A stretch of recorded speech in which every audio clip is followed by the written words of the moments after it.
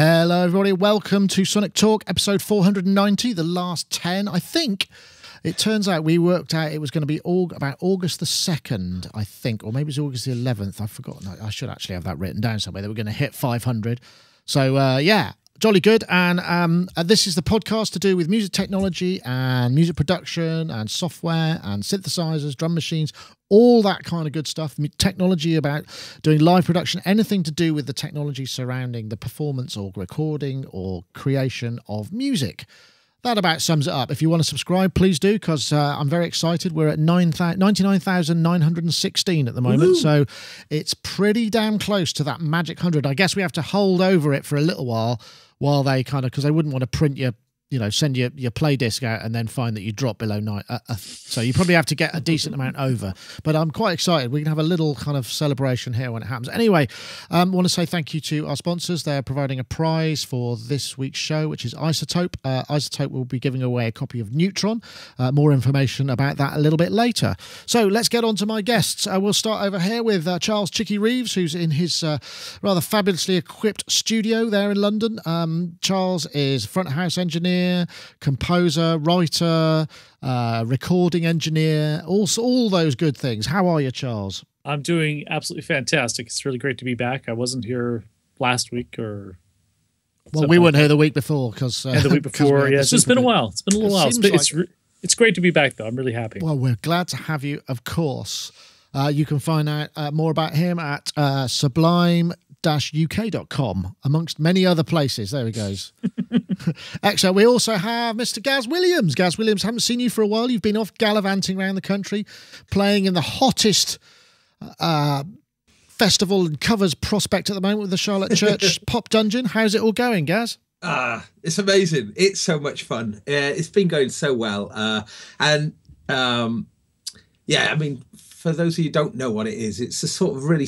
Charlotte is an incredible singer, but instead of going out and doing typical stuff, we're just doing a really peculiar mishmash of all kinds of songs. It's essentially covers, but all, I don't know, kind of bashed together, and it's brilliant. It's really good fun. There's a lot of stuff. It goes, from heavy metal to sort of deep soul to sort of funk, like funkadelic, bit of, all sorts of stuff. Yeah, it's great. Yeah. It's great stuff. You're playing bass, right? Just bass, or you got the synth going in that as well? I have used the industrial radio MIDI bass with it, but on this tour I'm using bass with a load of effects, so using lots of sort of sub-octavers and fuzz and various things. But it's been great on the tour so far. Everything that should happen on tour has happened, including getting busted by the police for a lewd and lascivious act in Brighton on Friday. Is that possible? I don't think that's possible in Brighton. What did you do, Gaz? Did you move? Well, it wasn't so much me. It was more me encouraging one of the members to have strange shenanigans with a statue in someone's garden. So it was a case of... oh, boy. Trespassing. I hope you're keeping a journal here. I think there's a book in it somewhere, surely.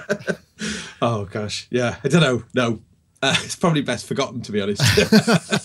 Well, it sounds like a lot of fun. And you, what else are you up to then? I mean, is that like most of the time at the moment, or have you got some gaps? No. Well, the tour's just coming to an end. I'm back for a few days, and then we've got quite a few festival dates going on. Some very interesting dates, taking part in Hull City of Culture and Edinburgh Festival and various other things, sort of maybe not expected, things you wouldn't normally do on the sort of gigging circuit. So I'm really looking forward to that.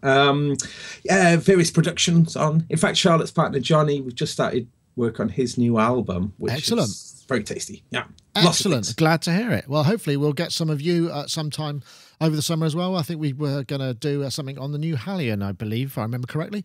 So, but anyway, it's good that you're busy. I'm always pleased to know that. And I guess neither of you two, just briefly, got the... we're on the post SuperBooth thing. I don't know if either of you guys saw anything that you kind of want to chip in now while it's still relatively fresh in my mind, at least, because it'll be gone soon. Yeah, well, the only thing about SuperBooth is I've actually talked to a couple of other people actually today about how much I want to go next year. So That's it. I just really want to go. Oh, by the way, I love the video of you getting lost. That's for 10 hours, yeah. For 10 hours. The Spinal Tap moment, yeah, that's very funny. Yeah, it was good fun. Take a little jog. We don't have time for that. No, it was great. Absolutely loved it. Loved it. Good fun. I know, Gaz, did you see anything that piqued your interest? Oh, yeah, loads of things. But I mean, I thought Circuit, the what's it called? Monostation. Very cool, interesting development there. You know, they're just like smashing together two of their biggest successes, and so that's cool. That's really good. The Peak also. I mean, you've got one in for review, is that right? I have, yeah. I've been playing with the Peak. I got a firmware update. I haven't gone, because I posted a video last week, which was kind of, I've got one. Here's kind of the rough architecture. Here's a few sounds. And I've held off because I know there's some more firmware coming, because it's not quite fully baked yet, and I don't like, if I can help it, you know, leaving anything that might kind of be fixed if I can. So, but yeah, I have got it. It's looks good, doesn't it? I mean, well, that was quite just. I thought again, doing exactly what they should be doing really with their heritage there. I think, but Bastel Instruments. Time, or is it Thyme, are they saying? I'm not sure. I haven't watched that video. Ed shot that video. But yeah, Ed, of course, I should mention again, at least 50% of the videos from SuperBooth were from Ed, who soldiered through a heavy cold. So props to you, Ed. But yeah, there's loads of this kind of groovy stuff there, definitely. Yeah, I mean, that's something I particularly am interested in, is very hands-on effects units, you know, that sort of thing. As opposed to sort of, I've got so many signal generators now. I just want to be able to warp and twist, and that looks like a really, really cool little thing. Yeah, is it some sort of a delay? Sorry, I don't even know. Yeah, what it essentially, is. It's essentially a delay, but you can sort of do step sequencing with it, so you can kind of create different delay types on each step, and a whole bunch of other things. It just looks like exactly the sort of thing to waste an awful lot of time with. Oh, nice pun there. I like that. Or thyme. Yeah. A lot of thyme, yeah. It sounds like the kind of thing I'd love to have live, actually, because I love stuff like that. Using that sort of stuff in mixing live, because I take with me a Chaos Pad 3 and a Memory Man and stuff like that. And I love just using stomp boxes and stuff like that live. It's just such a nice sound. So yeah, that's a good idea. Also, I imagine if you're doing that kind of thing live, it also makes you kind of irreplaceable in many ways as well. Yeah. Absolutely. Yeah, my live rig, besides the console, that I use a SXL live, or SXL, Avid SXL. But my outboard, I have like main stage with 4 different effects things running that are all timed to whatever the set list says. And then, like I said, I have the Memory Man, I have the Chaos Pad. Occasionally I have a few other things, like I've got a Space Echo, things like that, very proprietary sort of stuff. And I also usually supply all the microphones too, because I have a certain sound I want. Oh no, that's brilliant. Yeah. Excellent. So I have very proprietary live setup. So right. Well, that sounds like a great idea. Right. What about this though? Hey, this is kind of pretty big news, isn't it?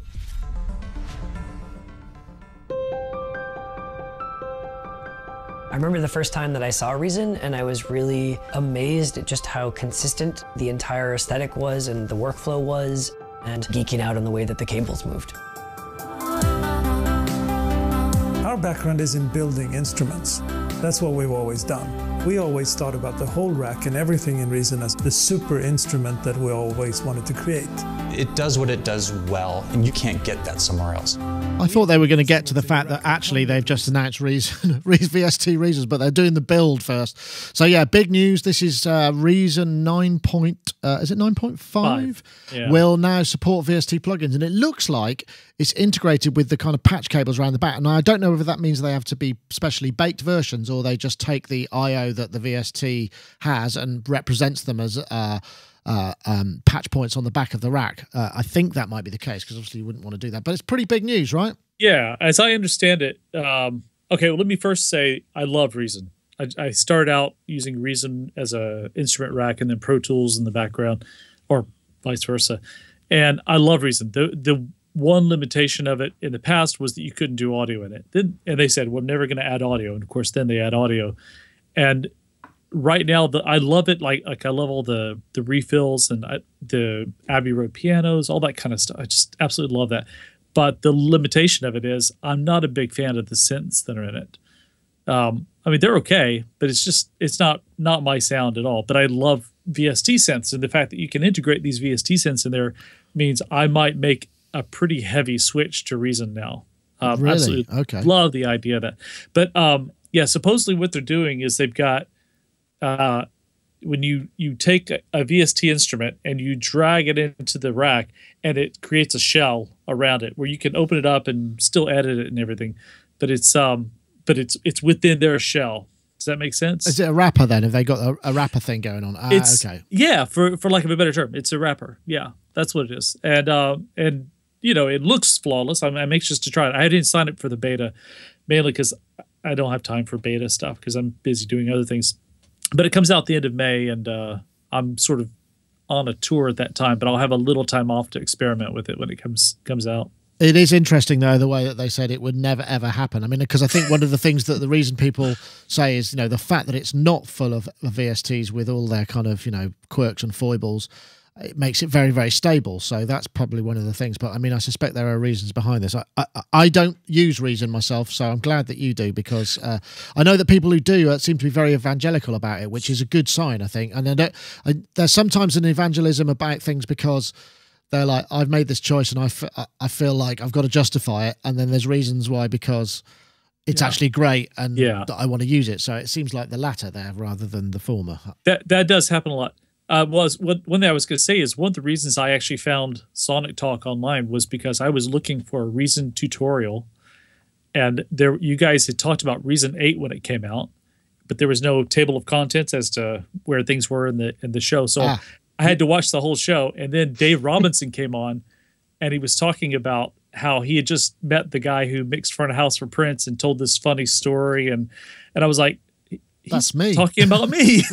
And that's how I found you. So because of Reason, you and I are connected. Well, that's got to be a good thing. Gaz, you have a lot of DAWs in your life. I'm guessing Reason is one of them, or at least not that I know of. So, I mean, you know, sometimes you got to draw the line somewhere, right? I used to actually lecture in Reason was the sort of thing that I taught. Okay. So yeah, but that was quite a long time ago. But no, I haven't really found a compelling reason to go back to it. So this is, I mean, I think this is great, really, ultimately. I know a lot of people, there's been a lot of chatter about this. Some people aren't very happy about it. Some people are really smug about it. I don't know. It's a bit of it's quite an interesting topic. It's definitely firing up the debate. But I'm not quite sure where Reason's place is anymore. You know, when it first came out, it was utterly unique, and was brilliant because it was that thing that was so self-contained, and you just didn't need anything else at all. You could just, you know, computer and Reason, and you're good to go.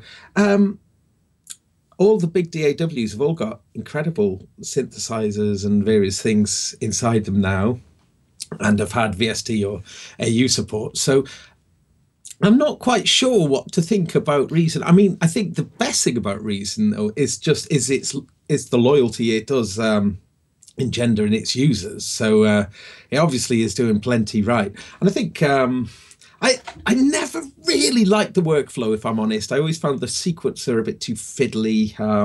I don't know. I got mixed feelings about it, but I think this is cool, and I'm just glad to see it still. I think it's good. I mean, I think that there probably is, as with many of these things, there's stuff behind the scenes. I mean, I know that I think there was an announcement not that long back. Where was it? Where they basically took on venture capital. And I think possibly one of the driving forces. Okay, we'll put funding into the company, and this is one of the things we want to have happen. I mean, I'm guessing this is no way verified, but as soon as you get outside investment, then things have to happen that will keep your investors happy. So maybe that's part of the process, which I don't think is necessarily a bad thing, as long as it kind of keeps everything happy. Well, so the thing I was confused about is how this is going to affect rack extensions, and whether rack extensions will sort of just, you know, fall away. I know there's still advantages of using rack extensions for the more deeper integration into the rack, I think.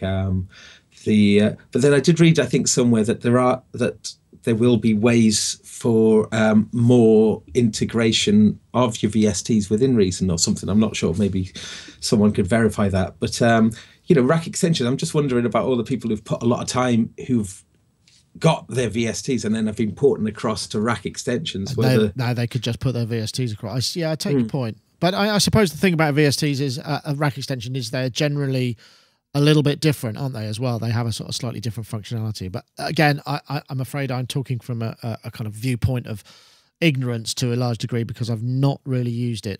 It doesn't feature, it doesn't give, I think where Reason really scores, and this is why people are very feel strongly about it, is because it's kind of pattern based, or has been pattern based and machine driven and sequence driven.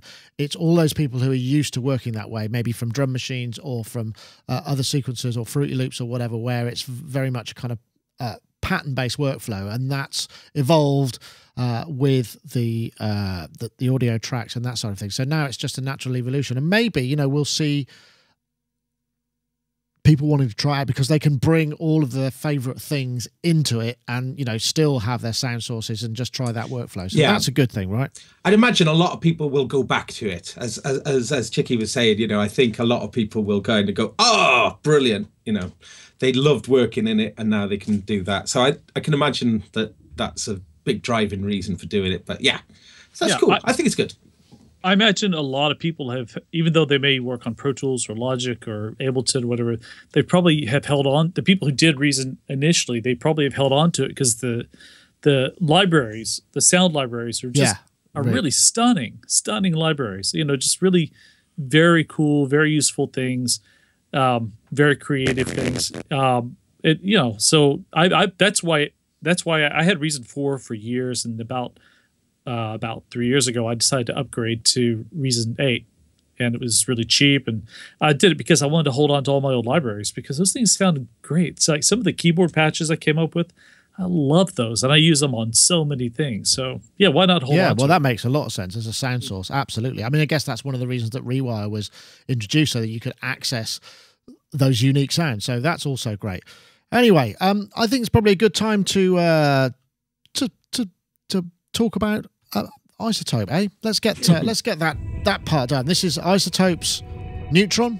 As we know, or maybe you don't know if you've not watched the show before, these are our sponsors, and they are telling you about Neutron, which is a really interesting suite of plugins that allows you, or system that allows you to kind of work on mixes in a very intelligent way. We're used to listening to things on monitors. It's got something called a mixing tool, which is a masking meter, which shows you kind of frequency collisions within the mix that are perhaps harder to hear with the ear, but fixing them creates a much cleaner and clearer mix, especially in the sort of lower mid and bottom end. You get these kind of much more clarity, and I guess in the upper mids and highs you're going to get better stereo imaging and just a smoother and broader mix frequency.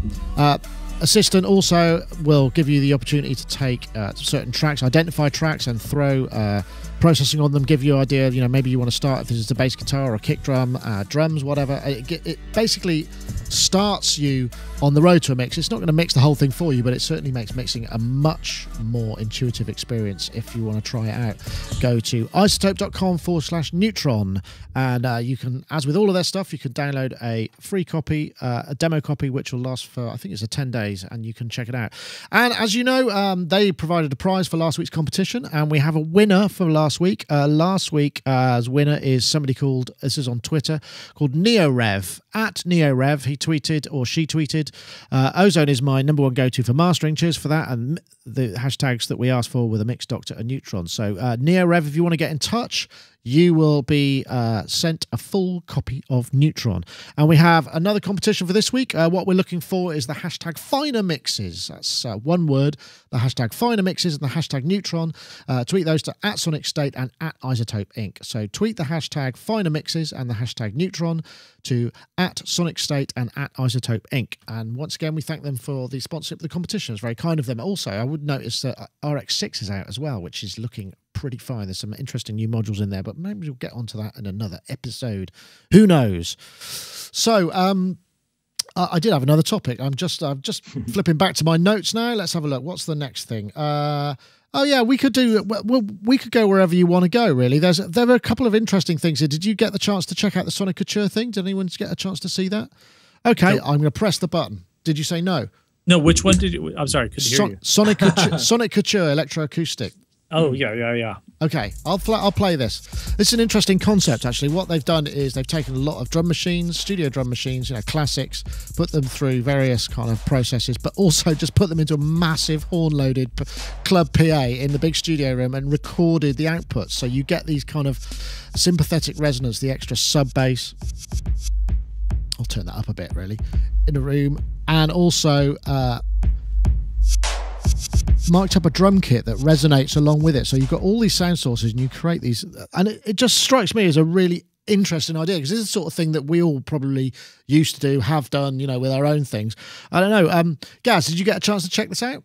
Yeah, I thought it looks great. In fact, I went to do a session last week and to do exactly this with a drum machine going into loads of guitar amps mic'd up. So I thought, cool. But yeah, I think it's a good way to breathe life into these sounds, really. And I think it's quite a clever idea, given that most people now will have a lot of these, plenty of samples of these classic drum machines. But just to make them sort of have that better presence, that thicker sound and a bit more liveliness, I think it's a really good idea. I think, it's not as good an idea as doing it yourself. That's always but it's harder, I'd imagine. I'll let this play along underneath a little bit. This is some of these, they do sound particularly fulsome, I will say. So we'll let this sort of work on under the yeah. There we go. Hey, I don't know, Chicky. Is this sort of thing that you would find useful?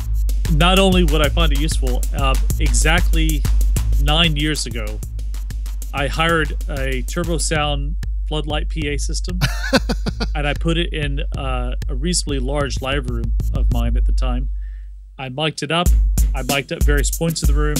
I did probably about 8 channels per sound, and I hired in, or either I had or hired in, a bunch of drum machines and did exactly what this is. And that's all I use. So you've got the same sort of thing going on. Yeah. I've got it in surround sound. I've got everything. This is this has also got there's some, they're still playing. They also so these are the drum machines: Lindrum LM2, 808, CR78, Bentley Rhythm Ace, Yamaha MR10. Now that sounds actually pretty good on some of these sounds as well. Oberheim DMX 606, 909 drum emulator. So all the classics, and then various studio channels. Lovely graphics as well. So it's a contact instrument, and it basically will run in the contact play. You don't need the full thing. I think it's at the moment, was it 139 quid? I think it expands to about 15 gigs. I don't know what the download is, but yeah, I like the look of this. I think this is here's some of the love those horn loaded PA systems. Yeah. We were talking about this just the other day because of the fact that we were listening to some of this stuff in at SuperBooth. They had a big horn-loaded PA outside, and they were just absolutely, firing it out, and it just sounded awesome. I don't know. Have you ever? I remember doing something similar to this when one of my first studio gigs. I took an 808 sample, and I thought it sounded terrible because they were notoriously difficult to sample. So I put it through a massively distorted, crappy amp. I tried to sort of shoehorn it into the production I was working on, and I just, because of the amount of time it took to do, I felt I had to use it. But in fact, I don't think it actually sounded any good, to be perfectly honest. But yeah, Gaz, you doing the same thing yourself, so it's obviously great minds think alike, right? It's funny, yeah, because I just thought, because I mean, I've got this. I've mentioned about it before. This Vermona DRM1 drum. It's just a drum synthesizer. It doesn't have a sequencer, and but the great thing with that is you can run out all the sounds out as individual holes, put them out through pedals into different speakers. What I want to do, and I think we're going to do on the next session, is to put every single one out into separate speakers and have the whole room mic'd up. And I'm just interested to see what a stereo mic will sound like of that, just the way that all of it will. Oh, that'd be interesting. You go from the kind of dry mono signal to a sudden surround kind of. Yeah. That would be quite a dramatic moment, couldn't it? Yeah. I mean, because I think there was something. Sorry, slight aside. I was listening to just a 1 bar loop over and over again coming off that thing. And I was thinking, why am I not getting bored of it? I mean, I was playing along with it. And I just lined up the waveform, and I just noticed that every single waveform was different, just slightly different. And it did get me thinking that your brain is much more sensitive to hearing the same imprint coming back. So every time there's slight differences coming in, it just makes it interesting, even if the actual pattern remains the same. So I think this Soniccouture thing looks great for that, for the fact that these relatively static sounds having more life, more variety in them. Yeah, looks really cool. Yeah, absolutely. It's got also got a Euclidean sequencer and a polyrhythmic sequencer and various other things in it. So it's Ty mentioned it actually, and he said it was he really loved it. Soniccouture.com is where to go to check it out. All right, then let's see, what else have we got. We've got the Reason one, we've got this one. Oh yeah, did you see this? I probably shouldn't play too much of this. This was a great article by a guy called Al Horner about the Aphex Twin track Avril 17th. That's all I'm going to play because we'll probably get busted. But it sounded like it's just, I think it was done on a Yamaha Disclavia, so it's obviously done from some sort of MIDI files. And it's really, not lovingly recorded. It sounds like it's just maybe a dictaphone or something. And it's done 38 million Spotify streams and ended up on all sorts of syncs. And it's, and the story of it, this is on Fact Mag. I think we've got the article up here. And it's just what it really sort of fired off in me was this notion how a track can take on a life of its own. Because I'm sure, he probably, when he did it, he probably never imagined it would in any way be quite so successful. And I can't imagine, it must have earned a ton of money, but also had an enormous reach. And that notion of when you do something and it's gone, and at a time scale that you may or may not have any control over. It might be coinciding with the promotion of the material or the release, or it might be several years later. There's just no notion, this sort of chaotic kind of notion that something can just suddenly happen like that. And I go, Charles, this is probably something that you've experienced, I'd imagine, at times. Yeah, I've got I put out an album of my own material, but under a different name in 2007, and nothing, it's just like a vanity project more than anything. And then suddenly it gets picked up by Extreme Music. And, I still get checks every 2 months, from it was used in some TV show, or it was, I just think, wow, these songs that I just thought no one is ever going to hear. And then, suddenly they end up helping me invest in property in London. It's funny though, isn't it? But I mean, that notion of the kind of concept of things just having a life of their own, because all the intent that one puts into the creation of music and the kind of what you visualize in your mind, maybe you think, oh, this will sound great in a B or C environment, or it gives you a certain amount of emotional pleasure, and you just think, oh, that's just fantastic. And then that's all gone because something else completely may be, you might find it synced to something that you think has absolutely nothing to do with the intent of what that original track was. I don't know, Gaz, have you kind of experienced that thing as well? It's funny, isn't it, the way that these things go? No, not personally. I still live in hope. Well, actually, I went to school in Hope. I did actually genuinely go to school in a place called Hope, and, which is a village in North Wales, next to another village called Caergurley. And the old saying goes, live in hope, die in Caergurley. But I suppose it's just get the music out there, isn't it? Get it out there. No, I tend to always hold on to things, and I'm terrible for it. I've just got masses of stuff, and I just haven't, I've just held on to it, and it just goes to show most of it's junk, really. But who knows? But regarding this Aphex tune, I always thought there was a lovely tender side to Aphex's music, even in the crazy sort of noise of his music.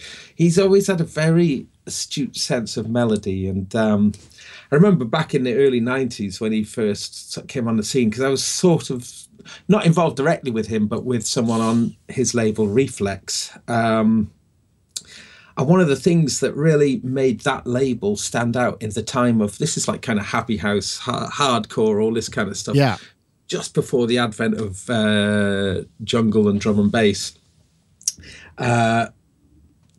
Melodies, that was the thing, a keen sense of melody, and long melodies as well, melodies that take quite a while to complete, you know. And so I think he was always there. I think he's always been very melodic. So it's interesting that it takes a tune, or rather maybe it's just the fact that that particular tune played on a piano, people can relate to it more. But if you listen to his music, there's always great melodies in there. So yeah, maybe that's true. I mean, but again, it's a great signifier of getting your stuff out there. He said, actually not having done that himself, but I mean, you know, that's me, of course.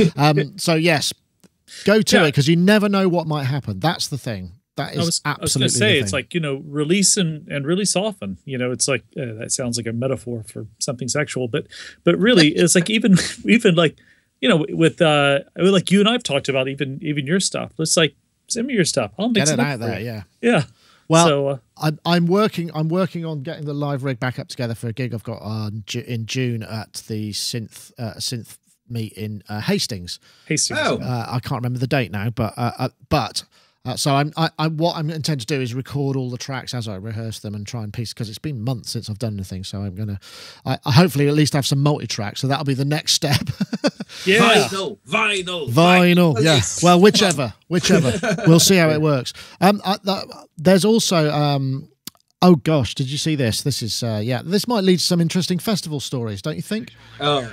This is the terribly unfortunate episode of the Fyre Festival. This is the lovely supermodel. This is what it's going to be like. You should come to the Bahamas and we'll have this fantastic festival. This is Ja Rule and a guy called VC guy called Billy McFarlane, which just went so wrong. And there seems to be very, very little public sympathy because the tickets were so expensive, and it's a jet set kind of thing. But it sounds like an absolute nightmare. I mean, they basically hired this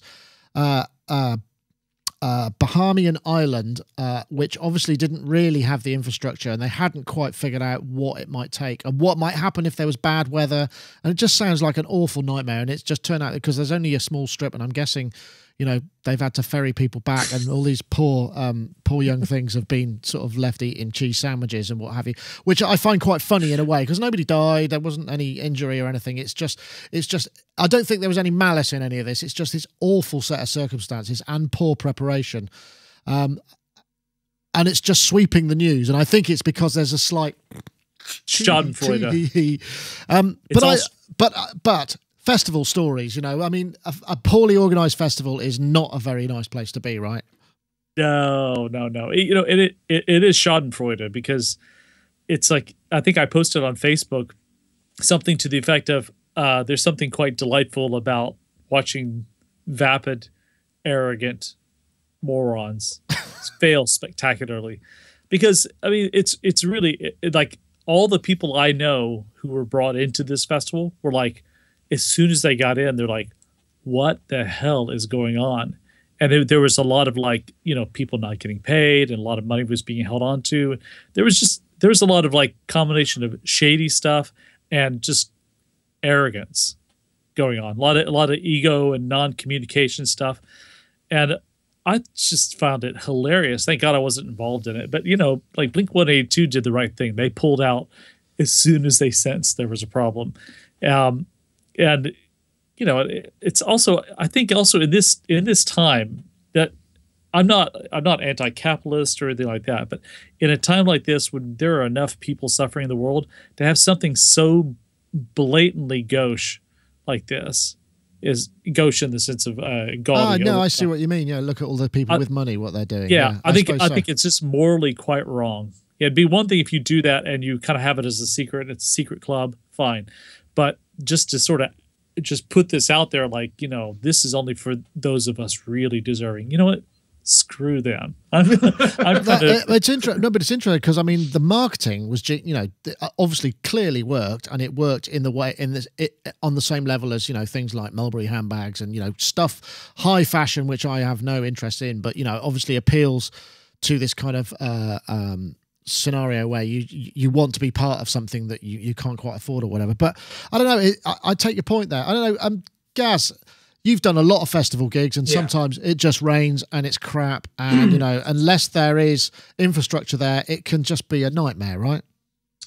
Yeah, I mean, actually, to be fair, Britain has really learned how to put on festivals now. I think Britain has such terrible, unpredictable weather that you know, they've really have learned to manage to organise festivals very well. In fact, most of the festivals in recent years that I've been to in Britain have been, you know, extremely well organised. It's as if there's a festival kind of guide pack available and they can just kind of, you know, get it right. Contingency is the issue, isn't it? Yeah. I mean, I'm genuinely extremely impressed by them. And festivals, there's so many of them in Britain now. So many, you know, not huge ones, but reasonably large ones. So I think only by sorting out the infrastructure has that been able. I mean, in terms of, I mean, for me, a festival though is like a sleeping bag, a flagon of cider and a bong, you know. Yeah. And sort of, you know, and this horrible glitzy kind of, oh God, it's, I really, don't call it festival. It's horrible. No. So yeah, you know, I'm like the many who are really having a good old belly laugh at this. And yeah, good. Greed, money, ego, get out. Yeah. It's not the place, I suppose. Yeah. But, well, hopefully nobody has suffered too much on it, and they can kind of they'll look back on it and it'll be like, oh, do you remember when we went to that festival that didn't happen? But I'm guessing it lost 20 grand or whatever. But anyway, I just thought I had to put it because it was all over the news. And I mean, you know, I've been to those festivals where the weather, you know, they have what in England, what they do well is they have the preparation, because lots of people walking around the field, it's going to get muddy. So they figure out this stuff that you can just put down over the mud so that at least you can get about and it doesn't just become like dangerous and difficult. And and I remember one year, I may have told this story. I used to stage manage the, you know what that is? That is some deliveries I've been waiting for ages. I'm going to have to go and get that because it's the third time they've tried to deliver. You talk about festivals. You talk about festivals. Yeah, we'll talk about festivals. Yeah, I mean, some of the mud fests. Well, Glastonbury Festival happens in June in Britain, and June should be a beautiful sunny month, and occasionally is. And Glastonbury, actually, Glastonbury used to always be sunny when I first used to go to it, and then once it started just to become overly commercialised, that's when the weather turned. I'm sure there's some kind of there's a connection there. There's a connection. But you're right about all the British festivals. I go to about 15 festivals a year, not as a fan, but as a, you know, to mix shows and stuff. And they are all so well organized. I really love the way festivals are organized in this country. And the European festivals are organized really well. The Eastern European ones especially are really nice. But Britain has got that down to a science.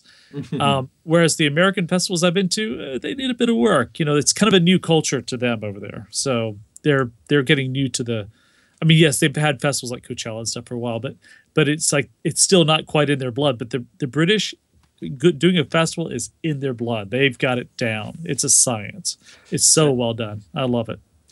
Fuji Rock Festival. Have you done that one? I know I haven't. I really want to though. It's Massa, the guy who runs it, basically had gone over to Glastonbury in the early 90s and thought, wow, this is fantastic, and wanted to basically, you know, import that idea into Japan. And they had a nightmare. The very first Fuji Rock Festival, that was in 1997, I think it was, and was on the side of Mount Fuji itself, and they had. I think the Chili Peppers were playing, if I remember rightly, but there was a mad typhoon, and it just completely destroyed the main stage. But they managed to continue the festival from there on the next year. But they moved the festival way away from Mount Fuji. It's nowhere near Fuji now. It's in a different part of the country altogether. But they've retained the title. But that was. They've now moved it, so it's in the bottom of a valley of a big ski resort. So, yeah. Oh, thank you guys. I'm sorry. That's a great story.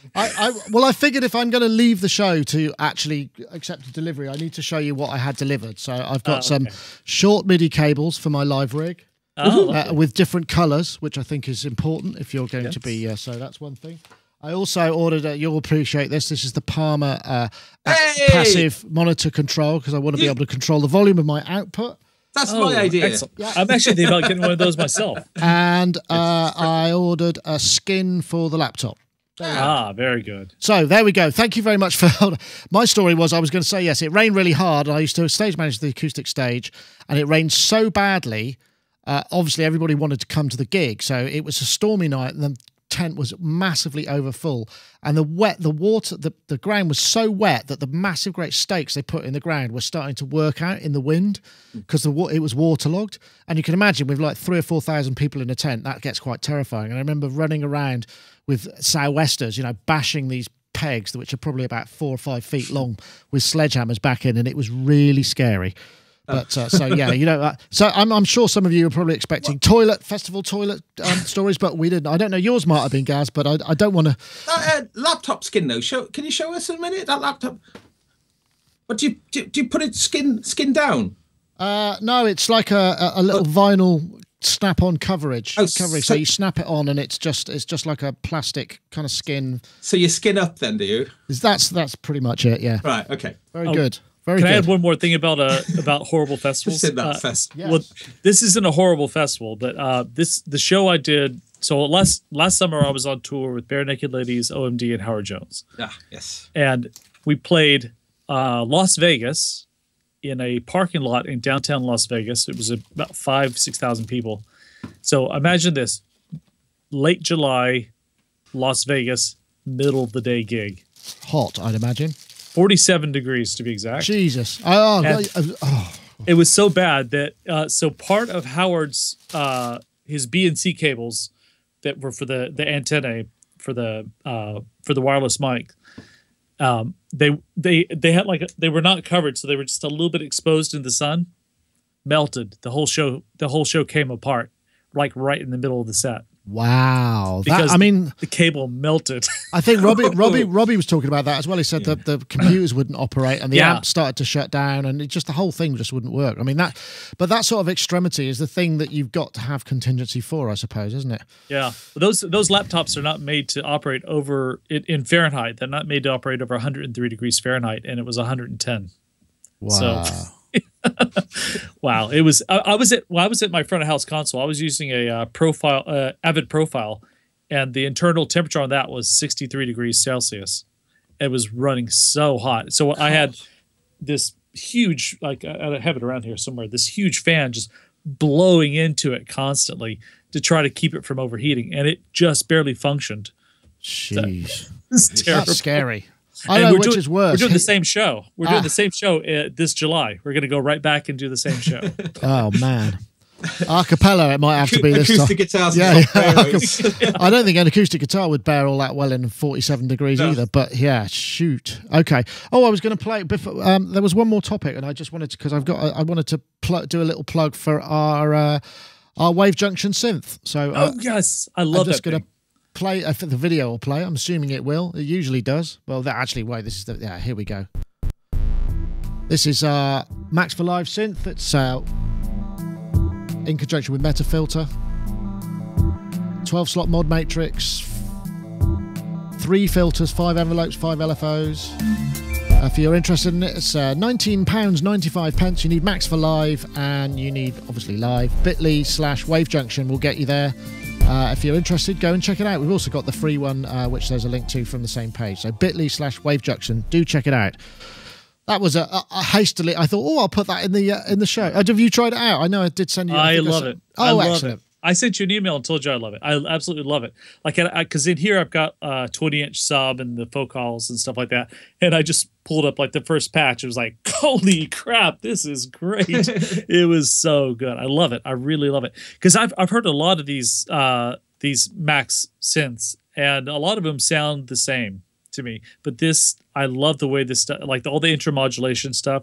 It's my kind of thing. Absolutely love it. Good. I'm glad to hear it. And all the sounds in that track were made by it. And it is a bit hungry on the CPU, but that's kind of the Max thing. If you're doing this kind of level of it's full voice paraphonic, if you're doing that kind of thing in Max, it is going to eat your CPU a bit. But priced accordingly, and all of those things. There was another quick topic, which was, let me see if I can find it. Yeah, this was cool.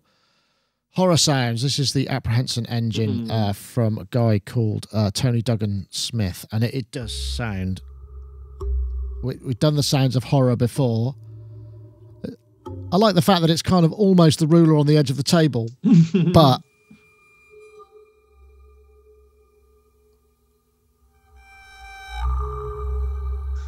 I'm already feeling a little bit uncomfortable. It's got like a hurdy-gurdy kind of thing with a string and an E-bow type thing on another string and a spring reverb.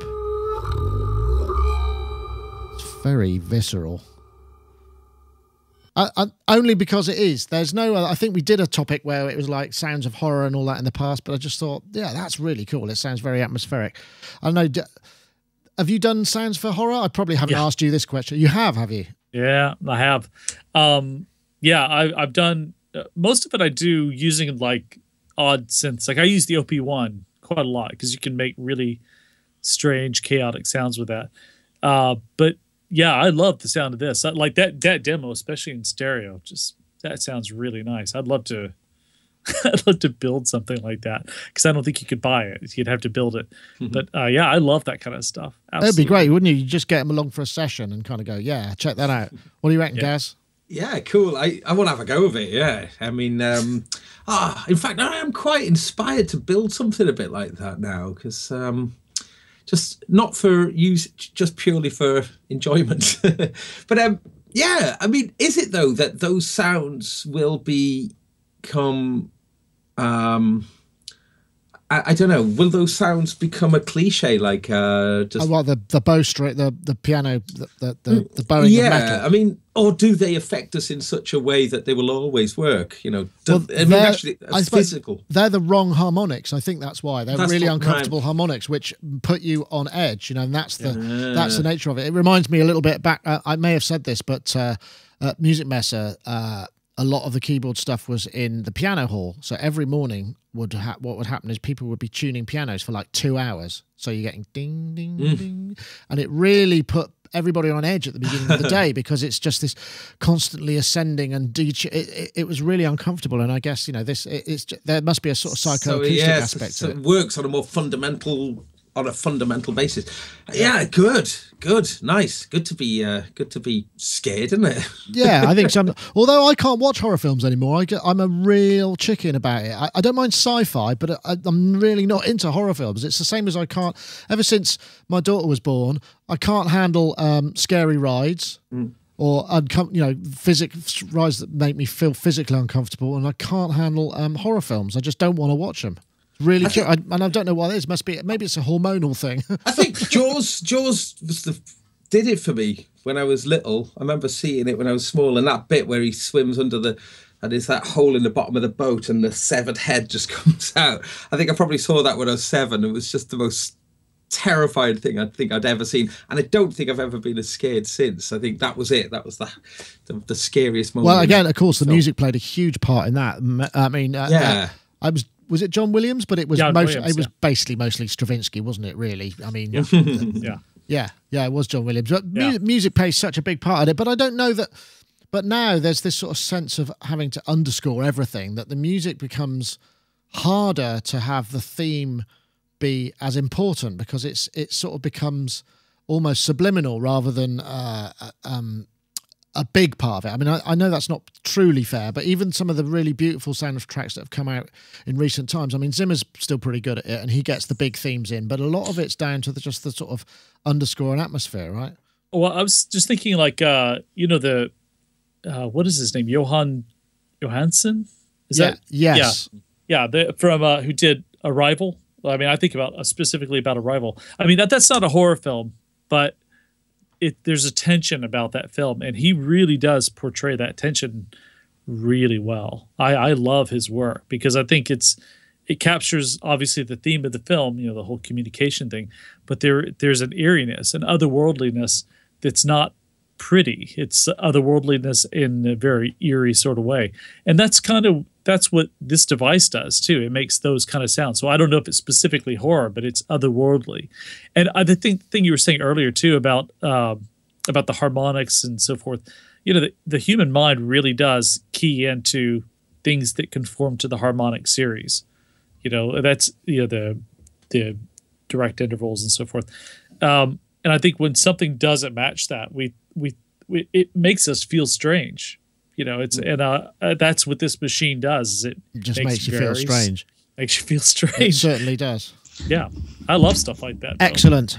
Right, well, I think we're probably closing to a draw. I'd just like to point, this is the unit that I bought. I've just noticed it's got a bloody ding on the corner, which I don't suppose matters all that much. They only had one left in stock, but it's passive input, so you can have balanced in and a jack in, and then a pair of balanced out, and you've just got a knob. Because on my system, I'm using the Behringer XR18, which doesn't have a physical volume control, and sometimes, you know, switching to a MIDI controller and turning it down isn't the same as going, Christ, or that's not quite loud enough. And a mute switch there, and a mono switch. Yeah, that's true. You're true. I remember because you had this at when we did our gig, didn't you? Yeah, and mini jack ins and mini jacks outs, which are always useful to have. Just and it's all passive, right? Is that right? Yeah, totally passive. Yeah, I'm actually looking at one online because I've got the Mackie Big Knob, and I want to get something that's passive.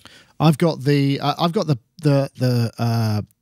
TC level pilot, which is lovely, but I put phantom power through it accidentally, and it's got a kind of weird position in it where it just goes it doesn't make a hum anywhere apart from full volume. So if you're at full volume, it's quiet, but anywhere in between, it introduces this earth, and I think I broke it, but it's still useful. It's a lovely thing.